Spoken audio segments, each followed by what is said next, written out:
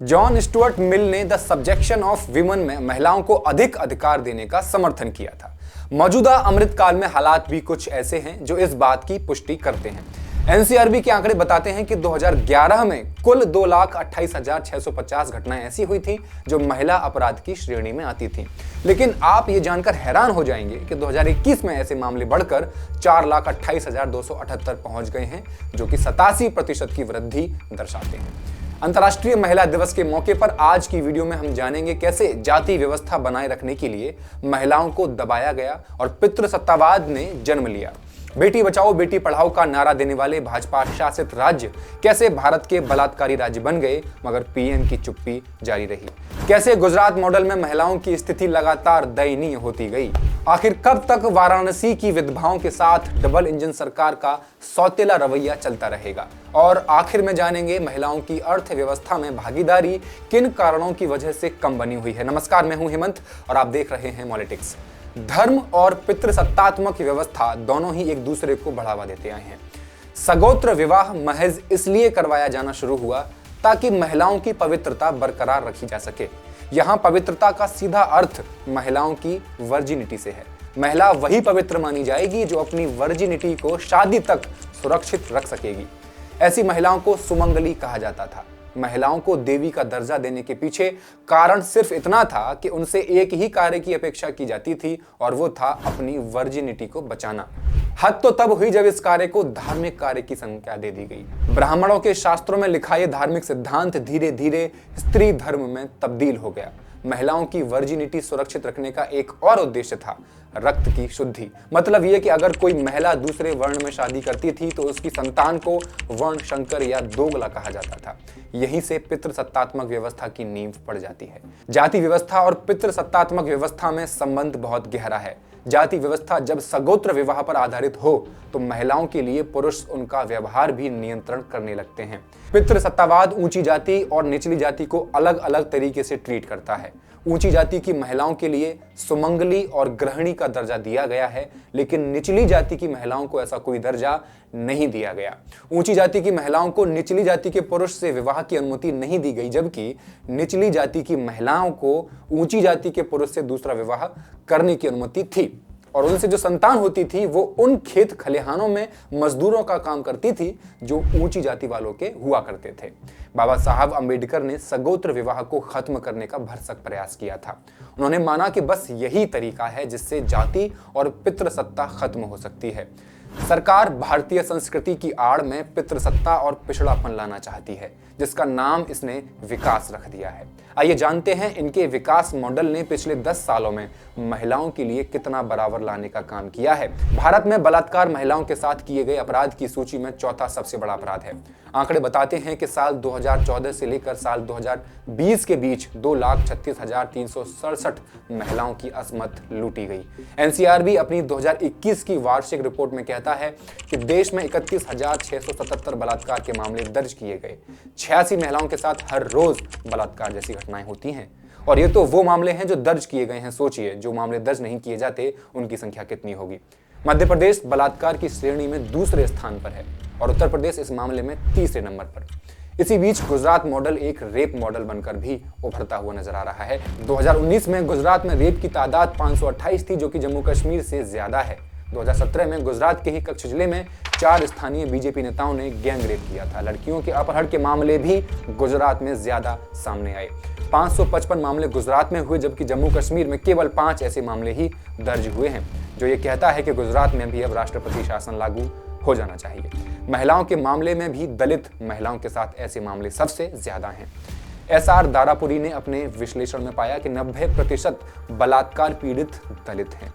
NCRB के आंकड़े भी यही बयान करते हैं कि 2015 से 2020 के बीच दलित महिलाओं के साथ बलात्कार में 45% की वृद्धि हुई है।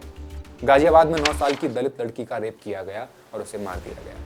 कपिल कश्यप नाम का शख्स गांव की ही 2 बच्चियों को आइसक्रीम खिलाने के बहाने गन्ने के खेत में ले गया और 9 साल की बच्ची की रेप के बाद हत्या कर दी गई। उत्तर प्रदेश सरकार की तमाम कोशिशों के बावजूद महिलाओं के खिलाफ होने वाले अपराध कम नहीं हुए। इस सबसे इतर सबसे डरावना तथ्य एनसीआरबी का यह है कि लगभग 71% बलात्कार अपराधों की कोई रिपोर्ट दर्ज ही नहीं हो पाती। कभी महिला के घर वाले इज्जत बचाने के लिए बात को दबा देते हैं, तो कभी महिला खुद किसी और से अपने साथ हुए दुष्कर्म के बारे में चर्चा नहीं कर पाती और ज्यादातर महिलाओं की रिपोर्ट थाने में दर्ज ही नहीं होती। यूपीए सरकार फास्ट ट्रैक कोर्ट सिस्टम लेकर आई थी, लेकिन संयुक्त राष्ट्र अध्ययन से पता चलता है कि औसत रूप से केवल 14 जज हर 10 लाख लोगों पर उपलब्ध हैं। सुप्रीम कोर्ट ने केंद्र को एक राष्ट्रीय बलात्कार पीड़िता नीति बनाने के निर्देश दिए थे, मगर मौजूदा सरकार ने अब तक सुप्रीम कोर्ट के निर्देशों का पालन नहीं किया। देश की विधवाओं की स्थिति भी कुछ ऐसी ही तस्वीर बयान करती है। गंगा घाटों पर स्थित मंदिरों के बाहर सैकड़ों की तादाद में माथे पर तिलक लगाए तमाम उम्रदराज विधवाएं कहीं भी दिख जाएंगी। ये विधवाएं देश के कई कोनों से आकर यहाँ पहुंची हैं। हर किसी की अपनी अलग राम कहानी है, सबकी अलग व्यथा है और सभी के पास मुश्किलों का पहाड़ है। सभी विधवाओं का दर्द एक जैसा है। ये अपने परिवार से बहुत दूर अलग वीरान रहकर एक जिंदगी बिताने के लिए मजबूर हैं। इनमें कोई अपनों की सताई हुई है तो कोई गैरों के हाथों सब कुछ लुटाकर बनारस पहुंची हैं। लेकिन डबल इंजन की सरकार ने हाल ही में वृद्ध महिलाओं के लिए एनजीओ द्वारा संचालित वृद्धाश्रमों को बंद करने का फरमान जारी किया है। आज बनारस की तंग गलियों में न पहले जैसी रौनक है, न कोई चहल पहल। इन गलियों में अगर कुछ है तो तमाम विधवाएं जिनकी सूनी आंखें हर वक्त शून्य की ओर देखती रहती हैं। बनारस में विधवाओं की तादाद हजारों में है। इनकी संख्या कितनी है इसका ठीक से पता लगाने की जरूरत आज तक किसी सरकारी एजेंसी या किसी एनजीओ ने नहीं समझी। पिछले कई सालों से ये विधवाएं समाज की मुख्य धारा से दूर एक गुमनाम जिंदगी जी रही हैं। साल 2011 में जनगणना हुई थी। उस वक्त बनारस में विधवाओं की तादाद 35,000 से अधिक थी। श्रीमती रानी बिड़ला मारवाड़ी महिला निवास में रह रही 92 वर्षीय शांति शर्मा राजस्थान के चुरू से यहाँ आई हैं। वो पिछले 18 बरस से बनारस में हैं। कहती हैं, साल 1985 में मेरे पति की मौत हुई तो उनके ऊपर दुखों का पहाड़ टूट पड़ा। इकलौता बेटा ओम प्रकाश ने हमारी जिम्मेदारी नहीं उठाई। वो अपने ससुराल इम्फाल चला गया। अपने बेटे की हरकतों की वजह से हमें घर छोड़ना पड़ा। मेरा बेटा अपनी पत्नी के उकसाने पर हमें मारता पीटता भी था। बनारस के जाने माने एक्टिविस्ट और मिर्जापुर के विंध्याचल में विधवा महिलाओं के लिए आश्रम चलाने वाले शकल नारायण मौर्य कहते हैं, बनारस ही नहीं सभी जगहों पर विधवाओं की जिंदगी बहुत कष्टकारी है। देश के प्रधानमंत्री नरेंद्र मोदी पिछले 10 साल से बनारस के सांसद हैं, लेकिन उन्होंने इन विधवाओं की सूनी जिंदगी में झांकने की कोशिश कभी नहीं की। विधवाओं की जिंदगी का सबसे दर्दनाक पहलू यह है कि गंगा घाटों पर रहने वाली विधवाओं की जब मौत हो जाती है तो उनका अंतिम संस्कार करने वाला कोई नहीं होता। उनके शव को गंगा में फेंक दिया जाता है। जिस देश में जीडीपी को उतने ट्रिलियन करने का सपना दिखाया जाता हो, उस देश में महिलाओं की आर्थिक स्थिति और भी बुरी है। आईएमएफ के अनुसार कार्यबल में लैंगिक समानता के जरिए भारत की जीडीपी 27% तक बढ़ सकती है। भारत में 2022 के लिए महिलाओं के बीच श्रम बल भागीदारी दर 24% और पुरुषों के बीच 73.6% है। ये अंतर बहुत बड़ा है। गुजरात में अधीनस्थ अदालतों में न्यायाधीशों के पद के लिए महिलाओं को कोई आरक्षण नहीं दिया जाता है। स्टार्टअप इंडिया का नाम तो आपने सुना ही होगा। स्टार्टअप इंडिया के नाम पर जितने भी स्टार्टअप बने उनमें से केवल 10% स्टार्टअप ही महिला उद्यमियों के हैं। काश एक सर्वे ऐसा भी होता जिससे ये पता चल सकता कि इस 10% स्टार्टअप में भी कितनी दलित, पिछड़ी और अल्पसंख्यक महिलाओं का स्वामित्व है। लेकिन इस जनगणना विरोधी सरकार में ऐसा सर्वे होता हुआ नजर नहीं आता। आज की अग्रणी व्यवसायी महिला और व्यापार एवं उद्योग के क्षेत्र में 2013 में पद्मश्री पुरस्कार की विजेता कल्पना सरोज कल की बालिका वधू हैं, जिसे अपने अधिकारों के लिए कड़ा संघर्ष करना पड़ा। ये विश्वास करना कठिन है कि ये महिला, जिसके नाम पर 7 से अधिक सफल कंपनियां हैं और 1000 करोड़ से अधिक की कुल संपत्ति है, बेटियों और 2 बेटों में सबसे बड़ी थी। सरोज के पिता अकोला के रेपतखेड़ गांव में एक पुलिस कांस्टेबल के रूप में कार्यरत थे। कल्पना सरोज के मामा उन्हें बचपन में जहर की पुड़िया कहकर बुलाते थे। उन्होंने कहा था, आखिरकार एक लड़की अपने माता पिता पर बोझ ही होती है। उन्हें इस बात की जरा भी उम्मीद नहीं थी कि 4 दशक बाद जहर की वही छोटी सी थैली देश की सबसे सफल महिला उद्यमियों में एक बनकर उभरेगी।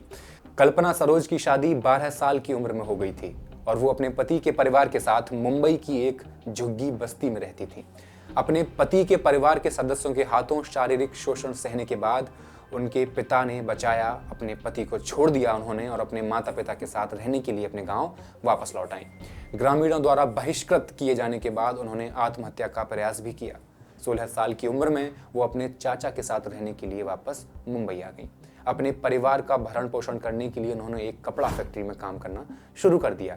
अनुसूचित जाति के लोगों के लिए सरकारी लोन का उपयोग करते हुए उन्होंने सफलतापूर्वक एक सिलाई व्यवसाय और फिर एक फर्नीचर स्टोर शुरू किया। कल्पना सरोज ने KS फिल्म प्रोडक्शन की शुरुआत की और अपनी पहली फिल्म का निर्माण किया। उन्होंने एक सफल रियल एस्टेट व्यवसाय भी खड़ा कर दिया। एक महिला और एक दलित महिला के लिए सुलभ व्यवसाय का माहौल तैयार करने के लिए हम क्या कदम उठा रहे हैं, ये सवाल सरकार से आज अंतर्राष्ट्रीय महिला दिवस पर पूछना चाहिए। कल्पना सरोज आज जहां पहुंची हैं, उन्हें क्या कुछ नहीं झेलना पड़ा। ये गौर करने वाली बात है कि क्या बिना राजनीतिक भागीदारी के वुमन एम्पावरमेंट के लिए कुछ किया जा सकता है। लोकसभा चुनाव में महिलाओं ने अपनी आबादी का 3/4 से भी कम मतदान किया है। चुनाव आयोग की संरचना बदलने के बाद क्या सरकार ये चाहती है कि महिलाओं का मतदान करने की संख्या बढ़े? शायद नहीं। सरकार जानती है जो महिलाएं वोट डालने नहीं जा रही हैं वो बहुजन और अल्पसंख्यक हैं और उनके ज्यादा वोट करने की वजह से सत्ताधारी पार्टी के लिए खतरा भी पैदा हो सकता है। आप बताएं, क्योंकि मोदी जी तो कुछ बोलेंगे नहीं। शुरुआत से लेकर अब तक पीएम की चुप्पी जारी है। राम के इस अनन्य भक्त को क्या अब चुप्पी राम कह देना चाहिए? कमेंट सेक्शन में बताइए। शुक्रिया।